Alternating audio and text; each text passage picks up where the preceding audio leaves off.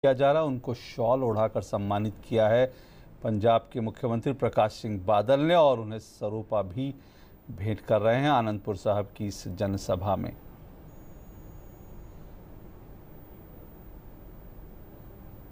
पंजाब के मुख्यमंत्री प्रकाश सिंह बादल और उप मुख्यमंत्री सुखबीर सिंह बादल दोनों इस कार्यक्रम में और स्मृति चिन्ह प्रधानमंत्री को दिया जा रहा है। गुरु गोविंद सिंह जी के 350वें प्रकाश पर्व के अवसर पर प्रधानमंत्री आनंदपुर साहब में जो कार्यक्रम हुआ उसमें शिरकत करने के लिए पहुंचे हैं और प्रधानमंत्री इस कार्यक्रम को अब संबोधित करने जा रहे हैं। आनंदपुर साहब से सीधा प्रसारण आप देख रहे हैं प्रधानमंत्री लाइव।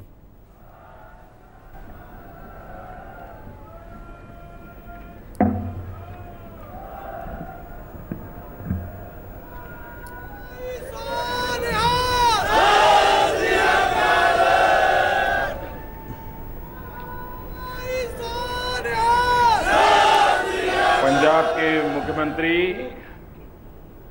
श्रीमान प्रकाश सिंह जी बादल,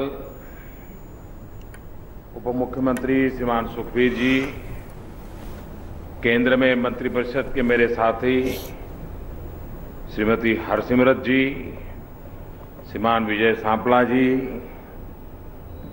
पंजाब सरकार के मंत्री श्रीमान मदन मोहन जी, सांसद में मेरे साथी प्रेम सिंह चंदूमाजरा जी, सांसद श्रीमान ढींडसा जी, सिख गुरुद्वारा प्रबंध समिति के अध्यक्ष श्रीमान KS बंडूगर जी और विशाल संख्या में पधारे हुए सभी प्यारे भाई और बहनों, गुरु गोविंद सिंह जी महाराज की कर्मभूमि ਅਤੇ खालसे दी जन्मभूमि से आनंदपुर साहिब विखे हो रहे इस कार्यक्रम बीच आईयां सारिया साध संगतां नूं फतेह अर्ज करदा हां। वाहेगुरु जी का खालसा, वाहेगुरु जी की फतेह।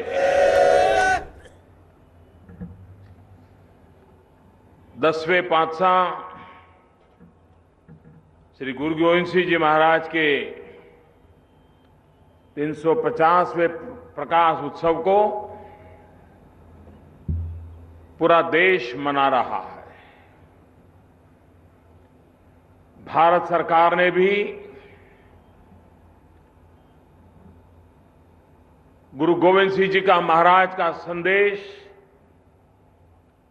हमारी नई पीढ़ी को पहुंचे, देश के कोने में पहुंचे, इस बात पर बल देते हुए पूरे देश में सरकार की तरफ से भी 350वां प्रकाश पर्व बनाने का तय किया है।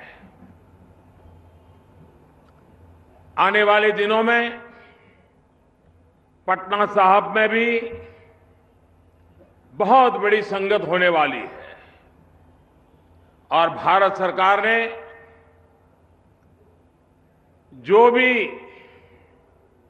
इस प्रकाश पर्व के लिए पटना साहिब जाना चाहते हैं, रेलवे की सुविधा उपलब्ध कराने की व्यवस्था भी की है ताकि हर कोई जो जाना चाहता है आसानी से वहां पहुंच सके। भाइयों बहनों, ये मेरा सौभाग्य रहा कि पंजाब की धरती पर कई वर्षों तक मुझे काम करने का अवसर मिला था और उसके कारण आनंदपुर साहब की इस पवित्र धरती पर आकर के मत्था टेकने का मुझे बार बार अवसर मिलता था। मेरा ये भी सौभाग्य है कि जब अटल बिहारी वाजपेयी जी यहां आए थे उस समय मुझे भी उनके साथ संगत में शरीक होने का सौभाग्य मिला था। प्रधानमंत्री बनने के बाद आज पहली बार और एक पवित्र प्रकाश पर्व के समय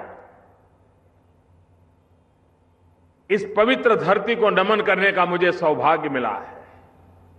ये वो धरती है जहां 28 साल तक गुरु गोविंद सिंह जी ने त्याग, बलिदान, तपस्या, वीरता, पूरे समाज को खड़ा करने का एक भगीरथ प्रयास किया था। मेरा इस धरती से नाता, मैं हमेशा कहता हूं, मेरा यहां खून का रिश्ता है।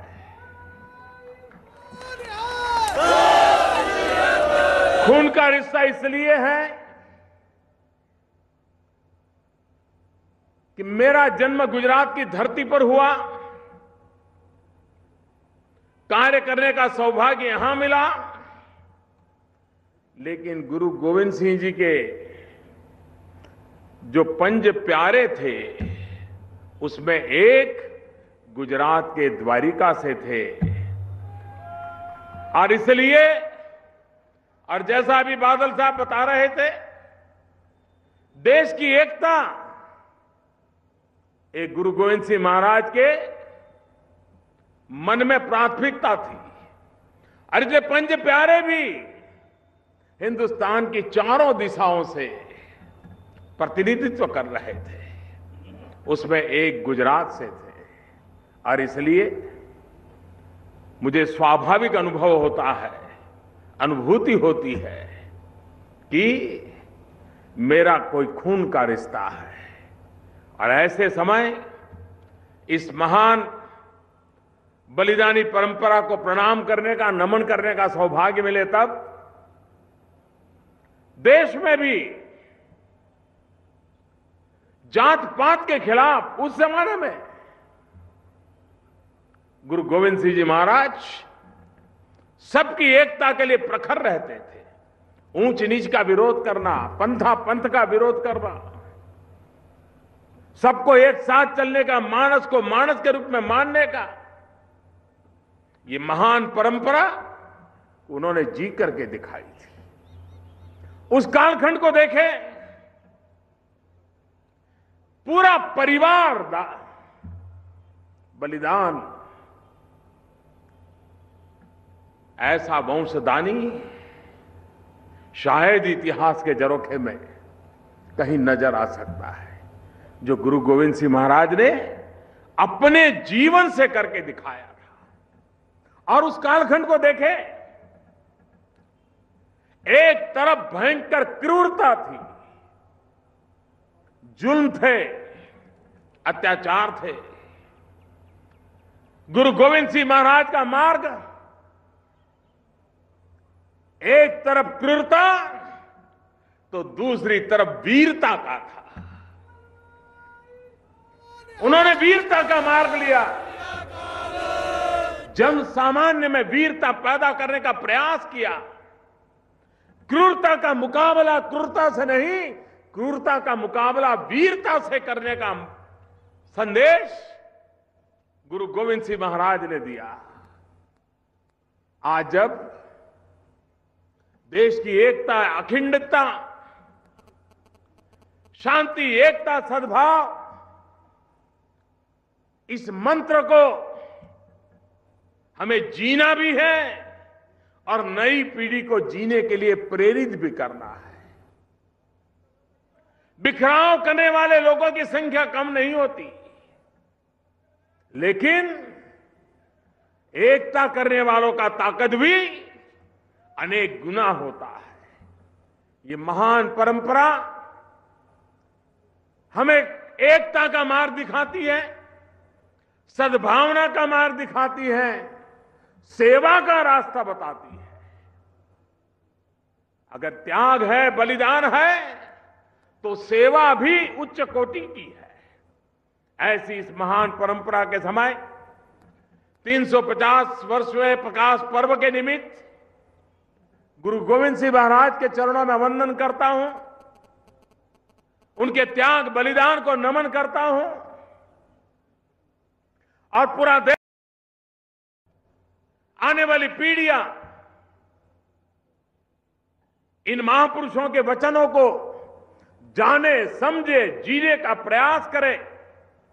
इसके लिए इस प्रकाश पर्व हमें नित्य निरंतर प्रकाश देता रहे, इसी एक प्रार्थना के साथ मुझे संगत के बीच आने का अवसर मिला। गुरु ग्रंथ साहब का सामने मत्था टेकने का सौभाग्य मिला। आप सबने मेरा स्वागत सम्मान किया। आप सबका मैं हृदय से अभिनंदन करता हूं, आभार व्यक्त करता हूं। वाहेगुरु जी का खालसा, वाहेगुरु जी की फतेह।